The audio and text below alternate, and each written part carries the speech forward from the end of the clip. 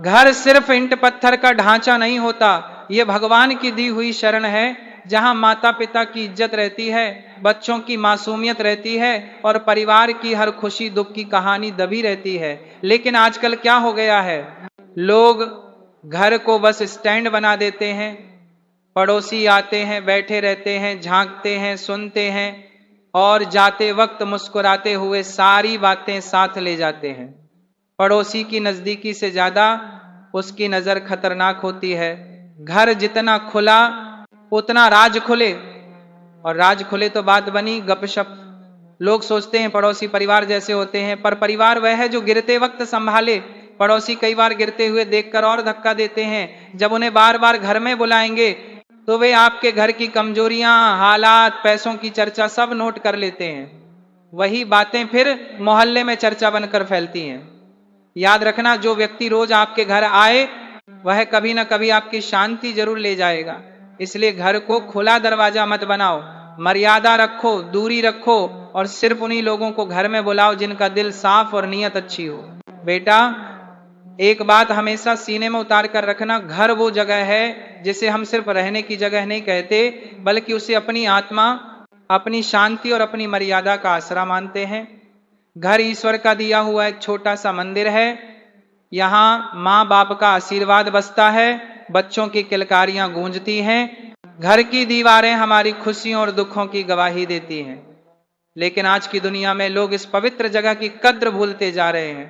घर को वो बस स्टैंड जैसा बना देते हैं, जहां जिसने चाहे आ गया, बैठ गया, चाय पी ली, गप्पे मार ली, झांका भी और सुना भी, और जाते वक्त हंसते हुए वो बातें बाहर ले जाते हैं जो आपके ही घर की कमजोरी बन जाती हैं। हर आने जाने वाला अपना नहीं होता, बार बार आने वाला मेहमान उतनी इज्जत नहीं छोड़कर जाता जितनी वह घर की बातें उठा ले जाता है। कुछ लोग सोचते हैं अरे पड़ोसी तो परिवार जैसे हैं, लेकिन अब बेटा, परिवार वह है जो तुम्हें गिरते देखकर थाम ले, न कि गिरते देखकर और नीचे ढकेल दे।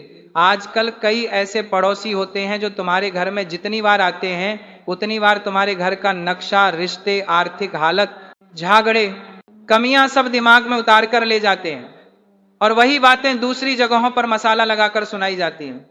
यही कारण है कि लोग कहते हैं घर ज्यादा खुला हो तो राज भी खुल जाते हैं। इंसान की फितरत होती है दूसरों की जिंदगी में ताक झांक करना, तुलना करना, जलन महसूस करना। जब कोई ज्यादा आपके घर आता है तो उसके कान बस यही खोजते रहते हैं, घर में किसका किससे झगड़ा हुआ, कौन किससे बात नहीं करता, कौन बच्चा कमजोर है, घर में कितने गहने हैं, पैसों की क्या हालत है। और फिर वही बातें मैं तो बता रहा हूं, अपनी आंखों से देखा है, कहकर पूरे मोहल्ले में चर्चा बनने लगती है।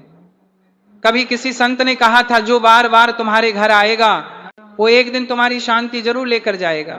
पड़ोसी अच्छा होना वरदान है, लेकिन पड़ोसी को घर की दहलीज पर खड़े रहने दो, उसे सिर पर मत बैठा लो।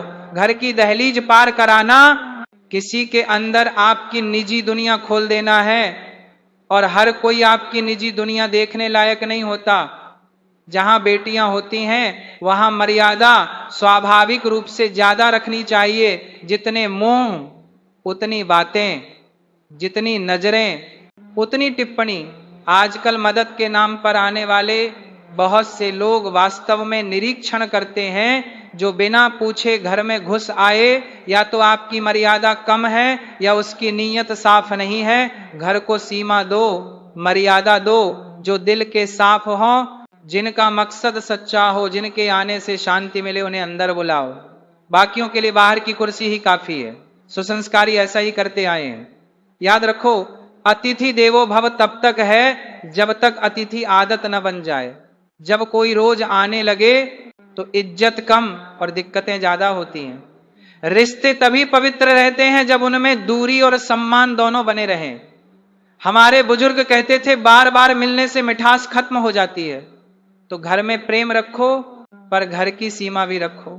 सिर्फ शरीर ही नहीं, मन भी घायल होता है, उसके लिए भी मरहम चाहिए। घर में रोज प्रभु का नाम लेकर बैठो, प्रार्थना से वातावरण पवित्र होता है। धीरे धीरे भीतर की सारी आग ठंडी होने लगती है। अपने बच्चे के नाम से रोज दीपक जलाओ, बोलो, हे प्रभु मेरे बच्चे को विवेक दो, उसे सही रास्ता दिखाओ। ये शब्द हवा में नहीं खोते, ये ब्रह्मांड में गूंजते हैं और आत्मा तक पहुंचते हैं। बच्चे बुरे नहीं होते, बस कभी कभी रास्ता भूल जाते हैं। माँ बाप का प्यार वह नक्शा है जो उन्हें फिर से सही रास्ते पर लाता है। हर रात का अंधेरा कभी भी सूरज को रोक नहीं सकता।